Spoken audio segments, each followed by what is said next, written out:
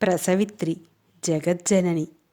అంటే ప్రాకృష్టమైన పద్ధతిలో, సవిత్రి అంటే సృష్టించి ఇచ్చినది. సృష్టి జరగడంలో అనేక స్థితులున్నాయి.